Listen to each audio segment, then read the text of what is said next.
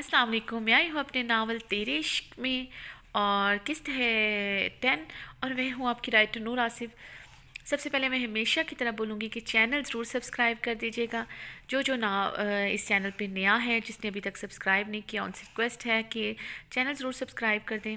इसके अलावा अगर आप मेरे बाकी नावल्स पढ़ना चाहते हैं, बदकिरदार और मेरा सितमगर, तो वो आप मेरे चैनल की डिस्क्रिप्शन में जाके इजीली उन्हें पढ़ सकते हैं, तमाम एपिसोड। और अगर आपको मेरा नावल पसंद आ रहा है तो मुझे कमेंट्स में ज़रूर बताया करें कि आपको नावल कैसा लगा, क्योंकि आपके कमेंट्स पढ़ के मुझे पता चल रहा होता है कि आप लोगों को नावल पसंद आ रहा है, तो फिर मैं उसके मुताबिक और अच्छा लिखती हूँ।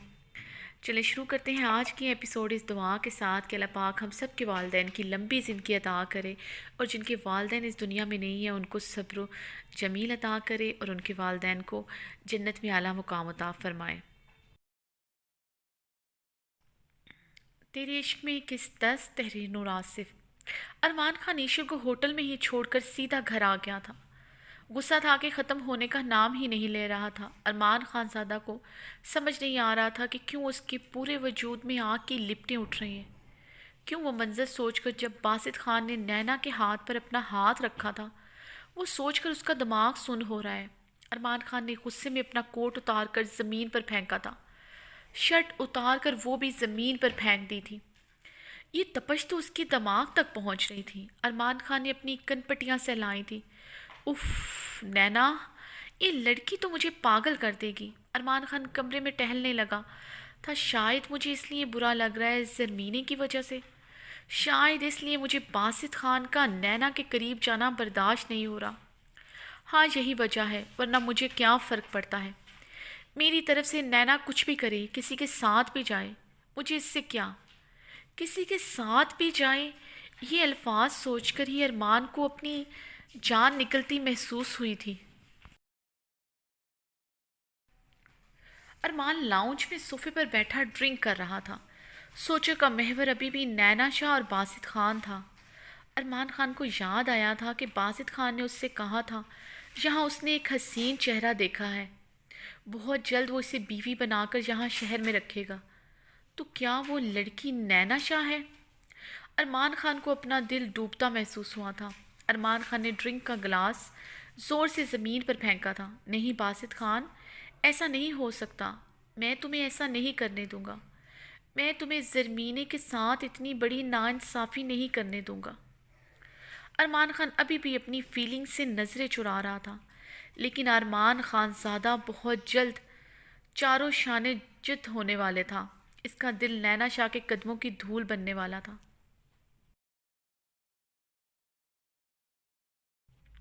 बासित खान के दिल में फवार सी पड़ रही थी।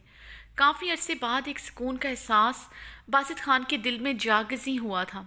उसे तो आज पता चला इसे तो आज पता चला था कि नैना शाह अरमान खान के लिए कितनी अहम है। अरमान खान की आंखों में जलन और तपश बासित खान को मज़ा दे गई थी। नैना शाह को वो पहली नज़र में देखते ही घायल हो गया था। बहुत नमकीन हुस्न था नैना का, एक अजीब सी कशिश थी नैना में। शायद उसकी खुद से लापरवाही ही उसे खुद खुद इतना खूबसूरत बनाती थी कि उसे एहसास नहीं था कि वो कितनी खूबसूरत है। जब बासित खान ने पहली दफ़ा नैना को देखा था, तब ही अरमान खान की नज़रों में उसने नैना के लिए बेहद पसंदीदगी देख ली थी। मगर आज तो इन नज़रों में उन नज़रों में दीवानगी थी नैना के लिए। शायद अरमान खानज़ादा को खुद ही नहीं पता था कि नैना उसके लिए क्या है, वरना यकीनन उसे कभी अपने हाथों से जाने ना देता। अब तो नैना को हर हाल में पाना था। कैसा लगेगा मिस्टर अरमान खानज़ादा को अपनी सबसे कीमती चीज़ को मेरे पहलू में देखकर, मेरी मलकियत बना देखकर। बासित खान गहरा मुस्कुराया था। अरमान खान की दो कमज़ोरियां बासित खान के हाथ में थीं। उसकी जान से भी प्यारी बहन, वो तो थी ही उसकी मलकियत, जिसके साथ वो कुछ भी कर सकता था। अब अरमान खान की जान नैना भी उसकी हो जाएगी। ज़रमीने का सोचकर बासित खान के चेहरे पर तफाखर फैला था। बासित खान ने मुस्कुराते हुए अपनी गनी मूँछों पर हाथ फेरा था। अरमान खान को वो ज़रमीने और नैना के लिए बेहद तड़पाने का इरादा रखता था। उफ, ارمان خان کے چہرے پر پھر سے وہی جلن، وہی تپش دیکھنی ہے۔ باسط خان زادہ نے اپنے دونوں ہاتھ سر کے پیچھے باندھ کر صوفے سے ٹیک لگائے گنگناتے ہوئے اپنی آنکھیں بند کی تھیں۔ آج تقریباً ایک مہینہ ہونے کو آیا تھا۔ باسط خان شہر میں ہی تھا، حویلی نہیں آیا تھا۔ باسط خان کے جانے کے بعد زرمینے نے سکھا سانس لیا تھا۔ اف، باسط سائن تو میری جان ہی نکال دیتے ہیں۔ زرمینے ابھی ابھی نہا کر آئی تھی، اپنے لمبے گھنے بالوں میں برش کر رہی تھی۔ آسمانی رنگ کا ڈریس پہنے وہ آئینے کے آگے کھڑی مسلسل باسط خان کا سوچ رہی تھی۔ وہ سوچ ہی رہی تھی کہ کوئی اس کے کمرے میں داخل ہوا تھا۔ زرمین نے اپنے لمبے گیلے بالوں میں برش کرتے ہوئے دروازے کو دیکھا۔ دروازے سے اندر داخل ہونے والی ہستی کو دیکھ کر زرمینے کے اوسان خطا ہوئے تھے۔ زرمینے نے زور سے اپنی آنکھیں میچ کر کھولی تھی۔ کیا سچ میں یہ باسط سائیں ہے؟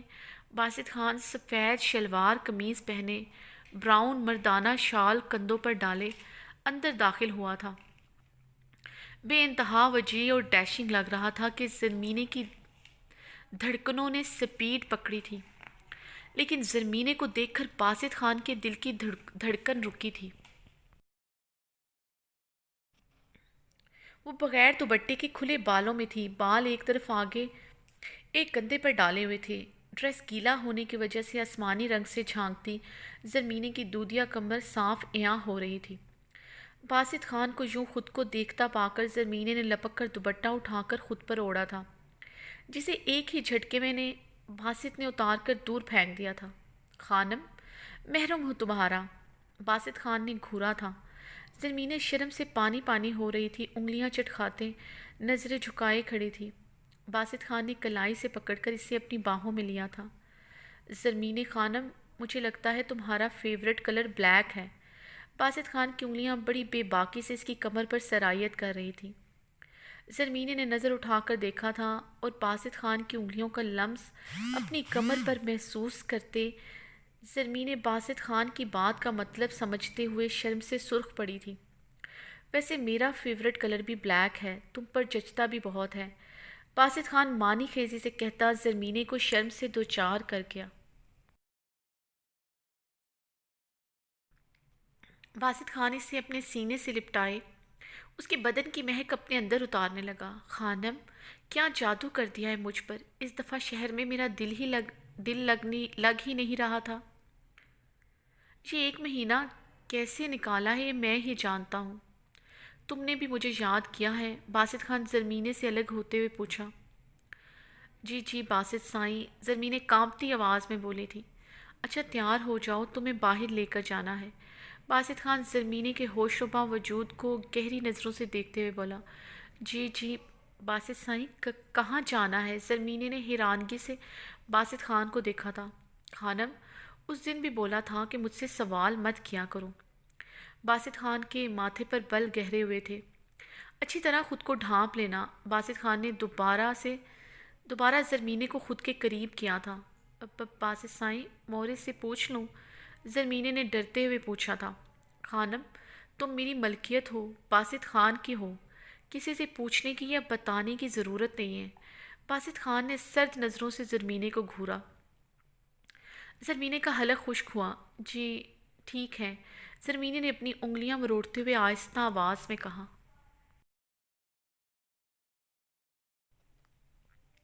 زرمینے خود کو بڑی سی چادر میں لپیٹ کر آئی تو باسط خان نے گھور کر زرمینے کو دیکھا تھا۔ خانم، چہرہ بھی کور کرو۔ باسط خان کے کہنے پر زرمینے نے اچھی طرح نقاب کیا تھا۔ زرمینے گاڑی کی پچھلی سیٹ پر بیٹھی تھی کیونکہ باسط خان کو عورت کا آگے بیٹھنا پسند نہیں تھا۔ باسط خان زرمینے کو لے کر سوات کی ایک بہت بڑے شاپنگ مال میں لایا تھا۔ زرمینے تو شاپنگ مال کو دیکھ کر حیران رہ گئی۔ باسط خان نے اسے بہت زیادہ کپڑے دلوائے تھے، مگر سارے ہی اپنی پسند کے رنگ کے کپڑے لیے تھے۔ پھر میک اپ دلوایا تھا۔ زرمینے کو تو میک اپ کے متعلق کچھ پتہ نہیں تھا، باسط خان نے ہی اسے کچھ چیزیں لے کر دی تھیں۔ زرمینے بے انتہا خوش تھی۔ واپسی پر باسط خان اسے لیے ایک ہوٹل کے کمرے میں لایا تھا۔ خانم، تم فریش ہو جاؤ، میں تمہارے لیے کھانا آرڈر کرتا ہوں، ہم تھوڑی دیر یہاں رکیں گے۔ باسط خان زرمینے کو بے باک نظروں سے گھورتے ہوئے بولا۔ زرمینے کی جان ہوا ہوئی۔ زرمینے لرزتے وجود کے ساتھ خاموشی سے واش روم چلے گئی۔ باسط خان استہزائیہ مسکرا کر رہ گیا تھا۔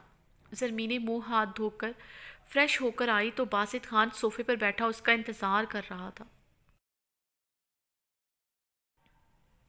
ادھر آؤ خانم، باسط خان نے زرمینے کو اپنے پاس آنے کو کہا۔ زرمینے خاموشی سے جھجکتی ہوئی چھوٹے چھوٹے قدم اٹھاتی باسط خان کی طرف بڑھی۔ باسط خان نے اسے اپنی چادر اتارنے کو کہا تھا جو اس نے ابھی تک اوڑھ رکھی تھی۔ زرمینے نے کانپتے ہاتھوں سے اپنی چادر اتاری تھی۔ باسط خان نے اسے اپنی گود میں بیٹھنے کو کہا۔ وہ دھڑکتے دل اور کانپتے بدن کے ساتھ باسط خان کے لیپ پر بیٹھی تھی۔ خانم، تمہیں پتہ تو چل گیا ہوگا میں تمہیں یہاں کیوں لایا ہوں۔ باسط خان زرمینے کی کمر میں ہاتھ ڈالے اسے خود کے بے حد قریب کیا تھا۔ اس کی گردن پر اپنی انگلی ٹریس کرتے ہوئے گھمبیر سرگوشی نما آواز میں پوچھا تھا۔ نہیں باسط سائیں، مجھے نہیں پتہ۔ زرمینے باسط خان کی بات کا مطلب سمجھتے ہوئے بھی دھڑکتے دل کے ساتھ نفی میں سر ہلا گئی۔ شرم اور ڈر سے اس کا برا حال تھا۔ اچھا، باسط خان نے کہکا لگایا تھا، چلو ابھی تھوڑی دیر تک تمہیں پتہ چل جائے گا۔ باسط خان غور سے زرمینے کے گھبرائے شرمائے چہرے کو دیکھ کر گھمبیر لہجے میں بولا۔ زرمینے اتنی خوش تھی کہ باسط خان اسے شاپنگ کروانے لایا ہے۔ اس دن ارمان خان کے سامنے باسط خان نے اس کے ساتھ برا سلوک کیا تھا۔ شاید یہ اس کا مداوا ہے، لیکن وہ بھول گئی تھی حویلی کے مردوں کا دل بہت سخت ہے۔ وہ عورت بیوی کو تو اپنی ملکیت سمجھتا ہے، اس کے ساتھ سب کچھ کرنے کا اپنا حق سمجھتا ہے، وہ پھر چاہے اس کا باپ ہو باسط خان یا پھر ارمان خان۔ کیا ہوا زرمینے خانم، کہاں کھو گئی؟ باسط خان اسے کھویا دیکھ کر پوچھنے لگا۔ کہیں نہیں باسط سائیں۔ باسط خان نے زرمینے کا منہ اپنے سخت ہاتھ میں دبوچا تھا۔ خانم، میرے پہلو میں ہوتے ہوئے تمہارا دھیان کدھر ہے؟ باسط خان نے بہت سختی سے اپنے ہاتھ سے زرمینے کا منہ جکڑا ہوا تھا۔ زرمینے کراہ کر رہ گئی۔ پتہ نہیں کیوں باسط خان کو زرمینے سے عجیب سی چڑ تھی۔ وہ پورے کا پورا اس پر اپنا تسلط چاہتا تھا، یہاں تک کہ اس کی سوچوں میں بھی اپنا تسلط چاہتا تھا۔ وہ اسے اپنی ملکیت، اپنی جاگیر سمجھنے لگا تھا، یہاں تک کہ زرمینے پر اس کے محرم رشتوں کا حق بھی اب باسط خان سے برداشت نہیں ہو کر سکتا تھا۔ بس سائیں، وہ کہیں بھی نہیں، زرمینے گھگیائی آواز میں بامشکل بولی۔ باسط خان نے اسے ایک جھٹکے سے چھوڑا تو وہ صوفے پر اوندے منہ گری تھی۔ باسط خان ایک جھٹکے سے صوفے سے اٹھا تھا۔ بیڈ پر پڑے شاپنگ بیگ میں سے ایک نائٹی نکال کر اس نے زرمینے پر پھینکی تھی۔ خانم، میں تھوڑی دیر کمرے سے باہر جا رہا ہوں، واپس آؤں تو مجھے یہ نائٹی پہنے ملو۔ باسط خان سرد آواز میں کہتا باہر نکل گیا۔ زرمینے نائٹی ہاتھ میں پکڑے بری طرح رو دی تھی۔ نینا ابھی یونیورسٹی سے گھر آئی تھی کہ اسے رائمہ عباسی کا فون آیا تھا کہ اسے آج رات باسط خان کے ساتھ ایک پارٹی میں جانا ہے، اور اس کا جانا بے حد ضروری ہے کیونکہ پارٹی میں بہت بڑے بڑے لوگ آ رہے ہیں، بہت زیادہ ڈونیشنز ملنے کا امکان ہے۔ نینا نے نہ چاہتے ہوئے بھی حامی بھری تھی۔ وہ بہت تھکی ہوئی تھی، اس کا بالکل بھی من نہیں تھا کہیں جانے کا۔ پارٹی سے آتے آتے رات ہو جانی تھی۔ ویسے تو نینا پر اپنے گھر سے کوئی پابندی نہیں تھی، رضوان صاحب نے کبھی بھی نینا پر کوئی پابندی نہیں لگائی تھی، نہ ہی روحان نے کبھی اسے کہیں آنے جانے سے روکا تھا۔ بس وہ نینا کو ایک ہی بات سمجھاتا تھا کہ وہ اپنی حفاظت جتنی خود کر سکتی ہے اتنا کوئی نہیں کر سکتا۔ وہ جب سے اس این جی او سے جڑی تھی، رضوان صاحب نے نینا کو ایک چھوٹی سی گاڑی بھی لے دی تھی، کیونکہ نینا کو بہت تنگی ہوتی تھی ایک ہی گاڑی ہونے کی وجہ سے۔ وہ کبھی روحان لے جاتا تھا یا پھر رضوان صاحب کو ضرورت پڑ جاتی تھی، تو ایسے میں نینا کو کیب کروا کر جانا پڑتا۔ فوزیہ بیگم نے بہت واویلا کیا تھا کہ نینا کو یہ گاڑی نہیں لے کر دینی چاہیے، بلکہ تو وہ اس این جی او میں کام کرنے سے بھی خوش نہیں تھی کہ وہ ایک لڑکی ذات ہے، اسے یوں ہر جگہ منہ اٹھا کر نہیں چلے جانا چاہیے۔ زوان صاحب نے فوزیہ بیگم کو اچھا خاصا ڈانٹ دیا تھا کہ نینا ان کے لیے بیٹی نہیں بیٹا ہے، انہیں نینا پر خود سے زیادہ بھروسہ ہے۔ زوان صاحب بہت کھلی سوچ کے مالک تھے، اس لیے بچپن سے ہی انہوں نے نینا پر کوئی پابندی نہیں لگائی تھی۔ وہ جیسا لباس پہنے اسے کبھی نہیں ٹوکا تھا، کہیں بھی آئے جائیں انہوں نے نینا کو مکمل آزادی دے رکھی تھی۔ نینا ایک پوش ایریا اور اچھی بڑی سوسائٹی میں رہتی تھی، اس لیے نینا پر ایز اٹ از کوئی پابندی نہیں تھی۔ ارمان خان ایشل کے ساتھ ابھی ابھی اس پارٹی میں شامل ہوا تھا۔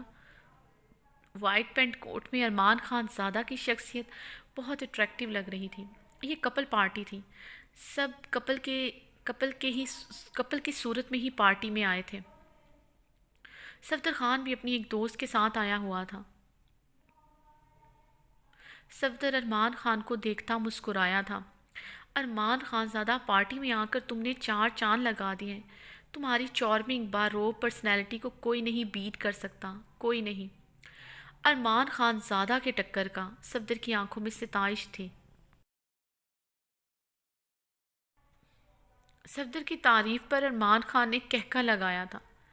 یہ تو ہے، ہی از دا اونلی ون، ایشل نے پیار سے ارمان خان کو دیکھتے ہوئے کہا، جس پر ارمان مسکرا کر رہ گیا۔ ایشل صفدر کے گلے لگی تھی۔ ارمان خان کی گرل فرینڈ ہونے کی وجہ سے وہ صفدر سے بھی کافی کلوز تھی۔ اس پارٹی میں بہت بڑے بڑے نامور شخصیات موجود تھیں۔ پارٹی اپنے عروج پر تھی۔ ہلکا ہلکا میوزک چل رہا تھا۔ ارمان خان، صفدر، اس کی فرینڈ اور ایشل ایک جگہ پر کھڑے ڈرنک ہاتھوں میں پکڑے باتیں کر رہے تھے۔ جب پارٹی میں باسط خان کی انٹری ہوئی، ارمان خان جو مسکراتے ہوئے باتیں کر رہا تھا، باسط خان کے ساتھ آنے والی شخصیت کو دیکھ کر ارمان خان کی مسکراہٹ غائب ہوئی تھی۔ آنکھوں میں سرخی اتری تھی۔ نینا شاہ نے بلیک ویلویٹ بیلٹ والی لانگ فل آستینوں والوں نازک سی فراق پہن رکھی تھی۔ ہائی ہیل کھلے بالوں میں سافٹ میک اپ کیے بے انتہا خوبصورت لگ رہی تھی کہ پارٹی میں بہت سی لوگوں کی نظریں نینا پر مرکوز ہوئی تھیں۔ ہال میں داخل ہونے سے پہلے فوٹوگرافر نے آگے بڑھ کر نینا شاہ اور باسط خان کی کچھ پکس لی تھیں۔ ارمان خان نے لب بھینچ کر یہ منظر دیکھا تھا اور غصے سے اندر کی جانب بنے ہوئے کمروں کی طرف بڑھ گیا۔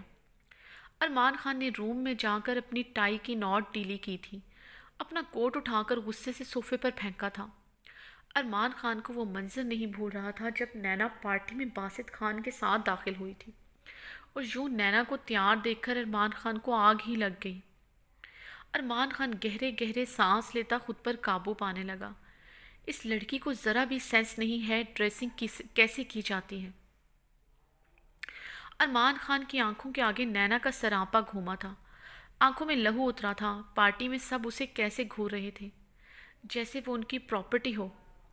ارمان خان نے غصے سے ٹیبل پر پڑا گلاس اٹھا کر زمین پر دے مارا تھا۔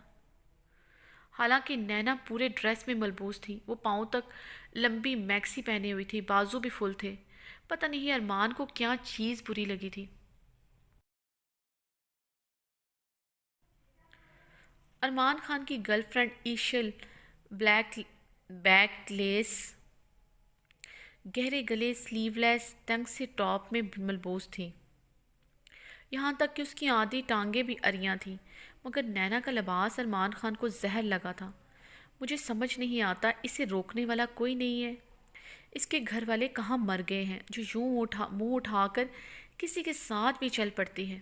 ارمان خان نے غصے سے اپنی شرٹ کے اوپری 2 بٹن کھولے تھے۔ ارمان خان جانتا تھا نینا بہت اچھی لڑکی ہے۔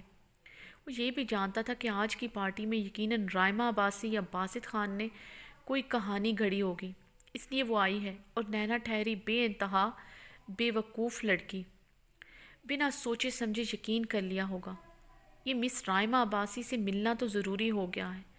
ارمان خان نے اپنا ماتھا سہلاتے ہوئے غصے سے سوچا تھا۔ ارمان خان صوفے پر بیٹھتا صوفے کی بیک سے ٹیک لگائے اپنی آنکھیں بند کی تھیں، مگر سکون پھر بھی نہیں آیا تھا۔ صفدر ارمان خان کو ڈھونڈتا اندر آیا۔ کمرے میں ٹوٹا ہوا گلاس اور ارمان خان کو پرمزدہ حال میں صوفے کے ساتھ ٹیک لگائے آنکھیں بند کیے دیکھ کر حیران ہوا تھا۔ کیا ہوا ارمان، تو ٹھیک تو ہے؟ صفدر کے پوچھنے پر ارمان خان نے اپنی آنکھیں کھولی تھیں جو بے انتہا سرخ ہو رہی تھیں۔ صفدر ارمان خان کی آنکھوں کی سرخی دیکھ کر پریشان ہوا تھا۔ چہرے پر کرب اور غصے کی ملی جلی کیفیت تھی۔ صفدر حیران ہوا تھا کہ ابھی تو ارمان بالکل ٹھیک تھا، ابھی کیا ہوا ہے؟ ٹھیک ہوں میں، تو کیا کر رہا ہے اندر؟ ارمان خان بیزاری سے بولا تھا۔ پارٹی میں سب تیرا پوچھ رہے ہیں، ایشل بھی تجھے ڈھونڈ رہی ہے۔ صفدر نے بتایا تو ارمان خان کے چہرے پر بیزاریت طاری ہوئی تھی۔ کیوں وہ چھوٹی بچی ہے جو پارٹی میں گم ہو جائے گی، مجھے ڈھونڈ رہی ہے؟ صفدر ارمان خان کی بے تکی بات پر حیران ہوا تھا۔ ویسے باسط خان کے ساتھ وہی لڑکی ہے نا جسے ایک دفعہ تیرے ساتھ بھی میں نے دیکھا تھا؟ ویسے ہے بہت خوبصورت۔ صفدر کی تعریف پر ارمان نے اپنے لب بھینچ کر اپنے غصے پر کنٹرول کیا تھا۔ وہ باسط خان کے ساتھ کیا کر رہی ہے؟ کیا باسط خان کی گرل فرینڈ ہے وہ؟ کیا بکواس کر رہا ہے تو؟ ارمان صوفے سے اٹھتا دہاڑا تھا۔ کچھ نہیں لگتی وہ باسط خان کی، کچھ نہیں لگتی وہ اس کی، ارمان خان غصے سے چیخا تھا۔ صفدر کی بات پر ارمان خان کو پتنگے لگے تھے۔ ارمان خان نے لمبی سانس لے کر اپنے اشتعال پر قابو پایا تھا۔ صفدر کی بات سے ابھی بھی اس کے لہو میں شرارے دوڑ رہے تھے۔ آئی ایم سوری، مجھے پتہ نہیں کیا ہو گیا تھا۔ بہت مشکل سے خود کو کمپوز کرتے ارمان نے صفدر سے ایکسکیوز کیا تھا۔ یہی تو میں پوچھ رہا ہوں، تجھے کیا ہوا ہے ارمان؟ بہت عجیب بیہیو کر رہا ہے تو۔ کچھ نہیں ہوا مجھے۔ ارمان خان نے صوفے پر پڑا کوٹ اٹھا کر پہنا تھا، اپنی شرٹ کے بٹن بند کرتے اپنی ٹائی درست کی تھی۔ چلو پارٹی میں چلتے ہیں، ارمان پھیکی سی مسکراہٹ کے ساتھ بولتا باہر نکل گیا۔ صفدر حیران ہوئے ارمان کے پیچھے باہر آیا تھا۔